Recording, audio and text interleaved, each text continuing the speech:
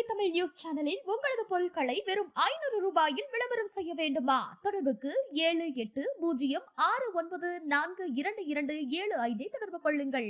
Tamil news நேயர்களுக்கு வணக்கம். இன்றைக்கு நம்மளோட அரசியல் பேசுவதற்காக தமிழ் நியூஸின் தலைமை ஆசிரியர் செந்தில் அவர்கள் இணைந்திருக்கிறார். சார் வணக்கம். வணக்கம் சந்திரே, வணக்கம் சார். தாவேகா தலைவர் விஜய் அவர்களுக்கு ஒய் பிரிவு பாதுகாவல் கொடுத்திருக்கிறாங்க ஒன்றிய அரசு தரப்புல இருந்து. இதற்கு பின்னணியில நிச்சயமாக அரசியல் இருக்கிறது அப்படிங்கிறது தான் இன்னைக்கு தமிழ்நாட்டில் இருக்கக்கூடிய எல்லா கட்சிக்காரர்களும் சொல்லக்கூடிய ஒரு விஷயமா இருக்கு. ஆளுநரை பார்க்கறதுக்கு உடனே அப்பாயின்மெண்ட் கிடைச்சதுல இருந்து ஒய் பிரிவு பாதுகாப்பு வரைக்கும் சந்தேகத்தை கிளப்புது. இதை எப்படி பாக்குறீங்க? ஆமா, இது என்னன்னா, பாதுகாப்பு குறைபாடு இருந்திருக்கணும். இல்ல ஒரு தமிழ்நாடு போலீஸ் சரியான பாதுகாப்பு பண்ணல. 2, 3 சம்பவங்கள் சொல்லி, அதனால எனக்கு நீங்க பாதுகாப்பு குடுங்க அப்படின்னு சொல்லி மத்திய அரசுட்ட கேட்கலாம். 1. இன்னும் ஒரு டூருக்கே ஆரம்பிக்கலங்க. வெளிய வீட்டை வந்ததே ஒரு விட்டு 2 வீட்ட விட்டு வெளிய வந்தே 2, 3 ட்ரிப் வந்திருப்பாரு. அவ்வளோதானே. கவர்னருக்கு வந்தாரு, பரனூர் போனாரு. அவ்வளோதான். அதுக்கு மாநாடு போனாரு. அத தாண்டி அரசியல் ரீதியா அவர் எங்கேயுமே போல. ஒரு 100 கிலோமீட்டருக்குள்ளார போயிருக்காரு அதிகபட்சம் அப்படின்னு வச்சுக்கங்களேன். பட் இப்ப என்ன சொல்றாங்கன்னா, மகாபலிபுரத்துல செயற்குழு கூட்டம் நடத்த போறார் போல இருக்கு. 26ன்னு சொல்றாங்க. என்ன ம், வெளிப்படையா அடுத்த அரசியல் நிகழ்வுன்னு பார்த்தீங்கன்னா, வெளியில அதுவும் சென்னை பக்கத்துல தான். இந்த நிலையில மார்ச் லாஸ்ட் வீக்கா அதுக்கு 2ண்ட் வீக்ல ஒரு டூர் போறாரு ம், அப்படின்னு இன்னும் எதையுமே உறுதி செய்யப்படல. எல்லாம் தகவல்கள் தான் வச்சுக்கங்களேன். இந்த நிலையில திடீர்னு அவருக்கு ஒய் பாதுகாப்பு அப்படிங்கிறது தான் எல்லாத்துக்கும் ஒரு பெரிய கேள்விக்குறியா இருக்கு. அதுல என்ன சொல்றாங்கன்னா, நீங்க ஆக்சுவலாவே டிசம்பர் 30ஆம் தேதி கவர்னர போய் பார்த்தார். யாரு? ம்.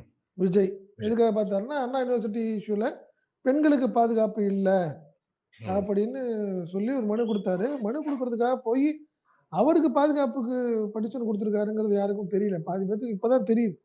ம், என்ன அன்னைக்கு பண்ணியிருக்காரு பார்த்தீங்கன்னா, நீங்க ஏற்கனவே டிசம்பர் 1 வீக்லயே அவங்க என்ன பண்ணியிருக்காங்க, ம், டூர்லாம் இருக்க போகுது. நம்மளுக்கு மார்ச், ஏப்ரல்ல அதுக்கு முன்னாடியே நம்ம செக்யூரிட்டி எல்லாம் கேட்போம் அப்படின்னு சொல்லிட்டு மத்திய உள்துறை அமைச்சருக்கு அவரு ம், ஏற்கனவே லெட்டர் குடுத்துருக்கிறாரு. யாரு? ம், ம், விஜய். அவங்க ஆட்கள் கொண்டு போய் டெல்லியில குடுத்துருக்காங்க. ம், மத்திய உள்துறை அமைச்சகத்துக்கு ரகசியமா குடுத்துருக்காங்க. இது ம், சம்பந்தமாவே கவர்னர்ட்ட விஜய் பேசியிருக்காரு. ம், என்னைக்கு? டிசம்பர் 30ஆம் தேதி நான் சார் ஃபர்ஸ்ட் வீக் ஏற்கனவே எனக்கு செக்யூரிட்டி கேட்டு நான் பண்ணியிருக்கேன் சார். இங்க தமிழ்நாடு கவர்மெண்ட் எனக்கு பெருசா பண்ண மாட்டாங்க. காரணம் ம், என்னன்னா, நான் முழுக்க முழுக்க இவங்கள போஸ்ட் பண்ணி தான் அரசியல் பண்ண போறேன். அதனால ம், நீங்க எனக்கு கொஞ்சம் உதவி பண்ணி குடுங்க அப்படின்னோனே, அவரு கவர்னருக்கு ஃபங்க் ஆயிட்டாரு போல இருக்கு. என்னடா இது ம், பெட்டிஷன் குடுக்க வந்தாருன்னு பார்த்தா, பர்சனல பத்தி பேசிட்டு இருக்காரேங்கிற மாரி, ம், அவருமே ஒரு மாரி என்ன காரணம்னா நீங்க சி அப்பாயின்ட்மென்ட் கேட்பீங்கன்னா, எதுக்காக கேட்பீங்க? ம். நீங்க சப்ஜெக்ட் ஏன்னா விஐபிஸ் கிட்ட நீங்க சப்ஜெக்ட் சொல்லி தான் நீங்க அப்பாயின்ட்மென்ட் வாங்க முடியும். இது யாரா இருக்கட்டும். கண்டிப்பா, சிஎம்மா கண்டிப்பா. இருக்கட்டும், கவர்னரா இருக்கட்டும், அடுத்த கட்டத்துல உள்ள எல்லாத்துக்கும். பட் சரி பெட்டிஷன் குடுத்தாரு. அது சம்மந்தமா பேசியிருந்தா பரவால்ல. எனக்கு இல்ல சார் செக்யூரிட்டி விஷயமா நான் ஏற்கனவே நீங்க ஹோம் செக்ரட்டரில குடுத்துருக்கிறேன். ஹோம் மினிஸ்ட்ரில. ம், ம், எனக்கு கொஞ்சம் ரெக்கமெண்ட் பண்ணி வாங்கி குடுங்க சார்ன்னு கேட்டிருக்காரு. அது அப்பயே ம், நெனச்சிருப்பாரு. கண்டிப்பா கவர்னர் நெனச்சிருப்பாரு. என்னடா யார்ரா இப்படி ராங் கைட் பண்றாங்க. ம், சரி நீங்க டூர் போணும். இல்ல ஓப்பன் த்ரெட்டன் எதா இருக்கணும். இல்ல ம், மறைமுகமான ஏதாவது த்ரெட்டன் ஆயிருக்கணும் அவருக்கு. எதுவுமே ம், இல்லாத ஒரு சூழ்நிலையில திடீர்னு ஒரு செக்யூரிட்டி ஏன் கேட்கிறாருங்கிறத ஏன்னா அவரு ஐபிஎஸ் ரிட்டயர்டு. ம், கவர்னருக்கும் சந்தேகம் இருந்திருக்கும். பட் ஒரு ஓப்பனா கேட்கறதுனால வேற வழி இல்லாம ரெக்கமெண்ட் பண்ணி இருந்திருக்கணும். இந்த விஷயத்த ம், பொறுத்தவரைக்கும். இது ஒரு பார்ட். இன்னொரு பார்ட் பார்த்தீங்கன்னா, இது அரசியல் ரீதியா போய் இவரே போய் சிக்கல்ல மாட்டிக்கிறாரு. யாரு? விஜய். ம், ஏன்னா, நீங்க என்ன சொல்றாரு, சித்தாந்த ரீதியா பிஜேபி எதிர்க்கிறோம். அரசியல் ரீதியா திமுகவ எதிர்க்கிறோம்னு சொல்றவரு அவரு. ம், சித்தாந்த ரீதியா யார் இருக்கா மத்திய அரசு அப்படின்னு அவருக்கு தெரியாதா? போய் ம், அவங்கள்ட்ட போய் இப்ப நீங்க ப்ராப்பரா டிஜிபி குடுத்துருக்கலாம். ஒரு லெட்டர் குடுத்துருக்கலாம். சார் இது மாரி நான் டூர் போறேன். எனக்கு செக்யூரிட்டி ம், பண்ணி குடுங்க. ம், அப்படின்னு ஓப்பனா குடுக்கலாம். நம்ம புஷி ஆனந்த் கொண்டு போய் லெட்டர் குடுத்துட்டு வந்திருப்பாரு. அவரு போய் டிஜிபிட்ட குடுத்திருப்பாரு. இல்லன்னா ம், ஆதவ பண்ணி குடுத்திருப்பாங்க. சரி ம், அதுல உங்களுக்கு குறைபாடு இருக்கு. சரியா ம், இருக்கல அப்படின்னா, நீங்க சொல்லிட்டு அதுக்கப்புறம் நீங்க ஆட்டோமேட்டிக்கா பண்ணியிருக்கலாம். ஏன் ம், எடுத்த உடனே மத்திய அரசுட்ட போய் கேட்கிறாரு? நீங்க சொன்ன மாரி எடுத்த உடனே மத்திய அரசுட்ட போய் கேட்கிறாரு. கவர்னர்ட்ட போய் பெட்டிஷன் குடுக்குறாரு. ம், ஸோ இதெல்லாமே எல்லாத்துக்கும் ஒரு சந்தேகத்த ஏற்படுத்தியிருக்கு. இத பார்த்தீங்கன்னா, கேபி முனுசாமியே சொல்றாரு. ம். ஏடிஎம்கேவோட தான் கூட்டணின்னு சொல்லிட்டு இருக்கிறவரு கேபி முனுசாமி சொல்றாரு. டேரிங்க. ம். பாதுகாப்புங்கிற பேர்ல உங்கள வளைச்சு போட்டுற போறாங்க பார்த்துக்கங்க. ம். அப்படின்னு அவரு சொல்லவே சொல்லாரு. ஓப்பனாவே பேசுறாரு. ம். அதனால இது வந்து பெரிய ஒரு சந்தோஷமான அதாவது நீங்க நல்லா பார்த்தீங்கன்னா, சைக்காலஜிக்கலா இது கொண்டது பிஜேபி. ம். பாதுகாப்பு வந்து நம்மளுக்கு அரசியல்னு பேசுறோம். பட் கேடர்ஸ் என்ன நெனைப்பாங்க? பிஜேபி கண்டிப்பா. மரியாதை குடுக்குதுயா ம். தலைவருக்கு. மத்திய அரசு பாரேன், சும்மா சொல்லக்கூடாது. இப்படித்தானே பேசுவான் எதார்த்தமா. ம். ம். ம். இதெல்லாம் அவங்களுக்கு பிஜேபிக்கு இதெல்லாம் ஒரு பிளஸ் இது. இது ம். விஜய்க்கு எப்படி தெரியுது, தெரியலன்னு தெரியல. பட் இந்த ம். விஷயத்துல பெரிய தப்பு பண்ணியிருக்காரு விஜய் அப்படிதான் நெனைக்கிறேன் ஆக்சுவலி. கண்டிப்பா சார். இப்போ தாவேகா தலைவர் அப்புறம் பார்த்தீங்கன்னா, இப்போ ஆதவ் அர்ஜுனா சமீபத்தில ஒரு சில வீடியோக்கள்லாம் பார்க்குறப்ப, ஆதவ் அர்ஜுனா தான் தலைவருக்கு அடுத்து புசி ஆனந்த் ஒதுக்கப்படுகிறார் அப்படிங்கிற மாரி இது. அப்புறம் ஆதவ் அர்ஜுனாவுக்கு கொடுக்கப்பட்ட பதவி. ஆதவ் அர்ஜுனா ஏற்கனவே பிஜேபியோட லிங்க்ல இருக்கிறாரு. அமலாக்கத்துறை ரைடு வந்ததுக்கப்புறம் அப்படின்னு. இது எல்லாமே வந்து ஒரு கனெக்ஷனா இருக்கு அப்படிங்கிற மாரி ஒரு பார்வை இருக்கு. அது இருக்குதா? அத எப்படி பார்க்குறீங்க? ஆமா உண்மை 100% நீங்க நல்லா ஒரு விஷயம் புரிஞ்சுங்க. Bussy Anand right. அவரு வந்து ரசிகர் மன்றத்த பார்க்குறாரு. நீங்க ஆக்சுவலா ஸ்ட்ராட்டஜி பார்த்தது ஜான் ஆரோக்கியசாமி. ம். அவருக்கு என்ன சொல்றாங்கன்னா, மாசம் ஒரு குறிப்பிட்ட தொகை குடுத்து அவர அவர ஜான் ஆரோக்கியசாமிய பிக்ஸ் பண்ணி வச்சிருக்காரு விஜய். இதுதான் போயிட்டு ம். இருந்துச்சு. சேலரி பேசிஸ்ல தான் அவர் இருக்கிறாரு. இது ஒரு ம். கான்ட்ராக்ட் போட்டு. பட் அதே சமயம் எனக்கு சம்பளம் வேணாம்.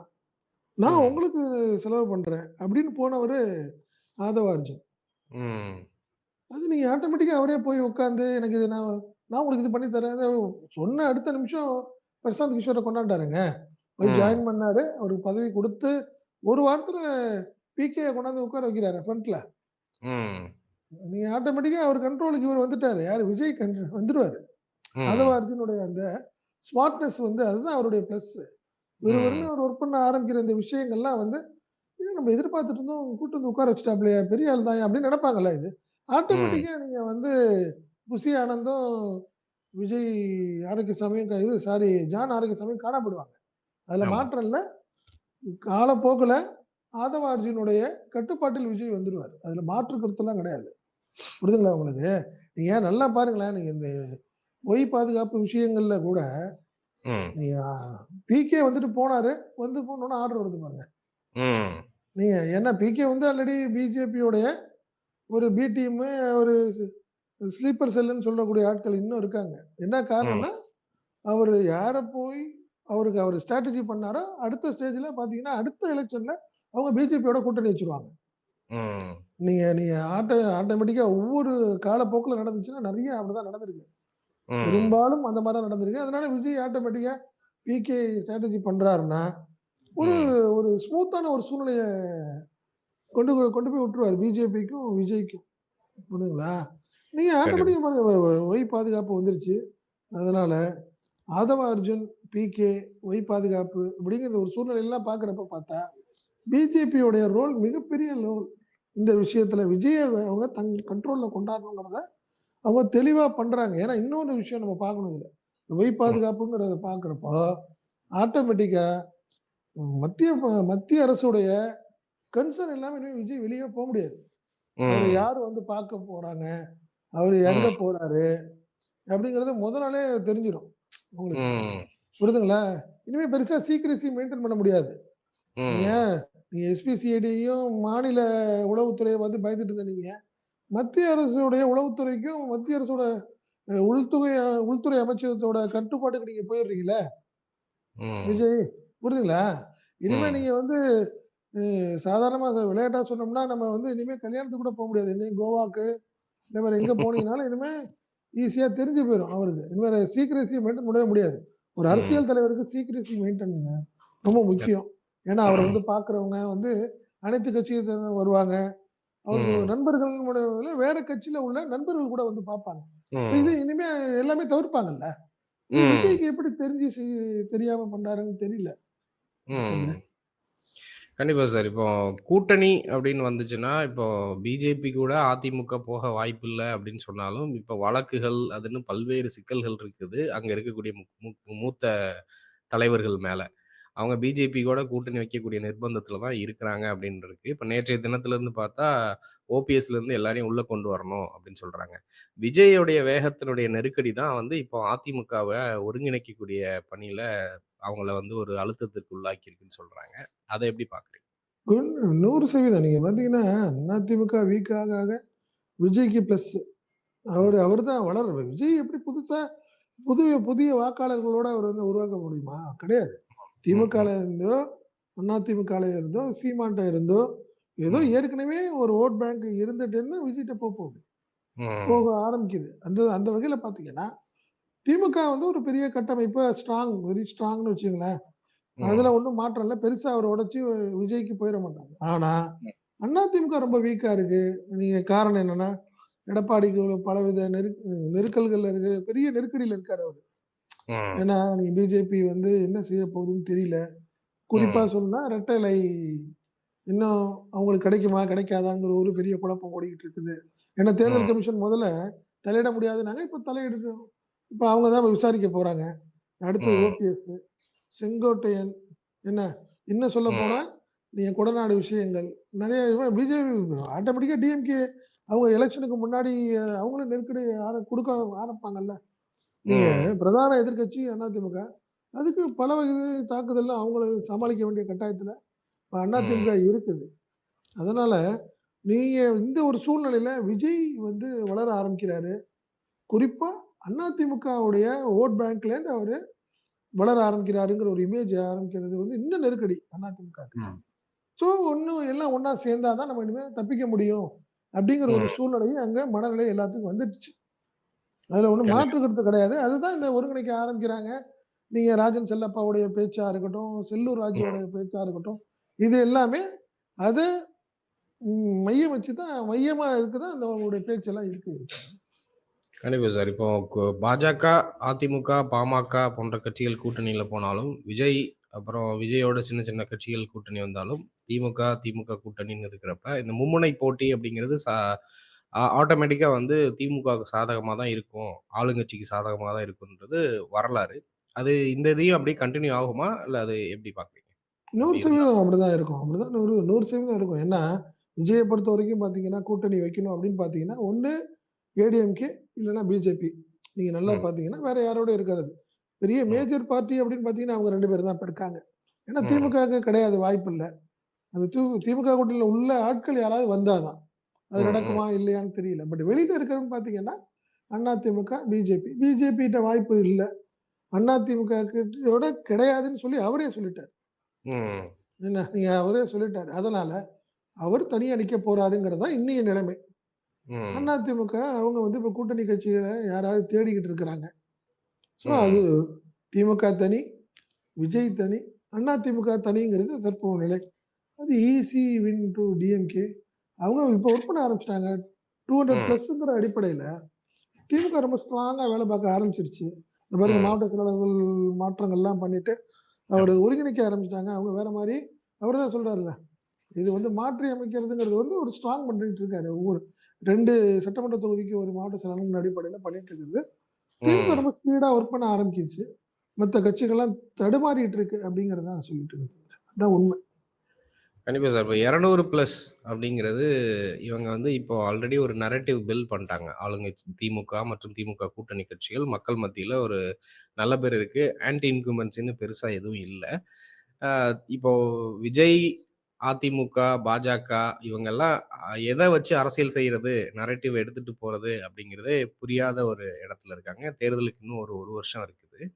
அ திமுக தரப்புல என்ன இவங்க முன்வைக்கலாம் அப்படிங்கிறத நீங்க எப்படி பார்க்குறீங்க? இல்ல நீங்க பெரிய சான்ஸ் ஒண்ணும் டிஎம்கே இதுவரைக்கும் குடுக்கல. ம். அதாவது நீங்க டங்ஸ்டன் மாரி என்ன, இந்த மாரி ஒரு பெரிய வாய்ப்பு கிடைச்சா தான் அதுல ஒரு பெரிய என்னது இப்ப தூத்துக்குடி நடந்துச்சுல்ல. அந்த ம். மாரி ஒரு பெரிய மக்கள் போராட்டம், மக்கள் ம். எழுச்சி இப்படியெல்லாம் எந்த சான்ஸும் டிஎம்கே குடுக்கல. ஒவ்வொரு விஷயத்திலயும் அன்றாடம் நடக்கிற சில கொலைகள் சம்பவங்கள், ம். பாலியல் தொந்தரவுகள் இந்த மாரி விஷயங்களுக்கான இத பெருசாக்கி, அதுல ஏதாவது அரசியல் ஆதாயம் தேட முடியுமா அப்படின்னு பார்க்குறாங்க. பட் அத ம். வந்து அந்த சான்ஸையும் வந்து டிஎம்கே அப்படியே கட் பண்ணிட்டே தான் இருக்குது. அதுல ஒண்ணும் மாற்று கருத்து கிடையாது. அதனால ம். இதுவரை எதிர்க்கட்சிகளுக்கு ஒரு பெரிய லெவல்ல ஒரு போராட்டத்தையோ, மக்கள்ட்ட ரீச் ஆகுறதுக்கான சூழ்நிலையே இதுவரைக்கும் இல்ல. ம். இன்னும் சொல்ல பார்த்தீங்கன்னா, பட்ஜெட் வரப்போது. இந்த பட்ஜெட்ல இன்னும் பல திட்டங்கள் தான் வருமே ஒழிய, என்ன காரணம்னா, எலக்ஷனுக்கான பட்ஜெட் இது. நீங்க அடுத்த ம். முறை வந்து இருக்காது. அது வந்து இடைக்கால பட்ஜெட் தான். அதுல இந்த ம். முறை அதுல வந்து அறிவிப்புகள் பெருசா பண்ண முடியாது. ஏன்னா, ம். அதுக்குள்ள ம். எலக்ஷன் அனௌன்ஸ் பண்ணியிருக்கிறதுக்கு வாய்ப்பு. பட் இந்த ம். முறை அப்படி இல்ல. இது தேர்தலுக்கான பட்ஜெட் இந்த பட்ஜெட். ஸோ நெறைய திட்டங்கள் வரும். இன்னும் எப்படி சமாளிக்க போறாங்க எதிர்க்கட்சிகள் தான் தெரியல. அதனால ம். திமுக ரொம்ப கம்ஃபர்டபுளா கம்ஃபர்டபுளா மூவ் பண்ண ஆரம்பிச்சுருச்சு. ரொம்ப கம்ஃபர்ட் ஜோனுக்கு போயிடுச்சு. அப்படிதான் நான் சொல்லணும். அதனால கண்டி பொலிட்டிக்கா 2026 தேர்தல் திமுகவுக்கு ஒரு ஈஸியா தான் இருக்கும் அப்படின்னு தான் நான் கருதுறேன். கண்டிப்பா சார். தொடர்ந்து பேசுவோம். தங்கள் கருத்துக்கு நன்றி. நன்றி சந்திரன். நன்றி. நமது தமிழ் நியூஸ் சேனலில் உங்களது பொருட்களை வெறும் 500 ரூபாயில் விளம்பரம் செய்ய வேண்டுமா? தொடர்புக்கு 7806942275 தொடர்பு கொள்ளுங்கள்.